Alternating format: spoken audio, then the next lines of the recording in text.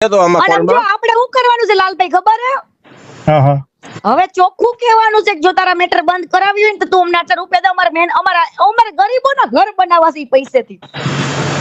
જય માતાજી મિત્રો, વિડીયોમાં તમારું સ્વાગત છે। હાલમાં કીર્તિ પટેલ અને ખજૂરભાઈનો વિવાદ ગુજરાતની અંદર ખૂબ જ શરમસીવા ઉપર છે। એવામાં લાલાભાઈ આહિર દ્વારા એક રેકોર્ડિંગ બહાર પાડવામાં આવ્યું છે કે જેની અંદર કીર્તિ પટેલ જે રાજદીપસિંહ રીબડાની સાથે જે મેટર થઈ હતી એ મેટરની અંદર તેઓએ કઈ રીતે તેનું સમાધાન કર્યું અને કેટલા પૈસા પડાવ્યા। એ જ રીતે ખજૂરભાઈ પાસે પણ કીર્તિ પટેલ એવું કહેશે કે પૈસા પાડવાના છે અને તે પોતે મકાન બનાવશે એવું કહીને પૈસા લેવાશે એવું તે કહી રહી હતી લાલાભાઈ આહિરને। અને એ સમગ્ર રેકોર્ડિંગને લાલાભાઈ આહિર દ્વારા વાયરલ કરવામાં આવ્યું છે અને તેઓ દ્વારા એવું કહેવામાં આવ્યું છે કે કીર્તિ પટેલ ગુજરાતની અંદર બધા લોકોના તોડ જ કરે છે। ત્યારે તમારું શું કહેવું છે કોમેન્ટની અંદર જરૂરથી જણાવજો અને ચાલો આપણે સાંભળીએ રેકોર્ડિંગ।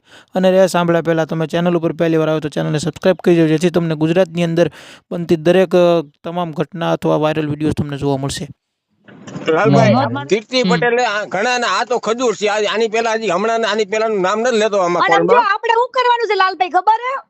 હા હા હવે ચોખ્ખું કહેવાનું છે કે જો તારા મેટર બંધ કરાવી હોય ને તો તું અમને 4 રૂપિયા દે. અમારે ગરીબોના ઘર બનાવવા છે ઈ પૈસેથી.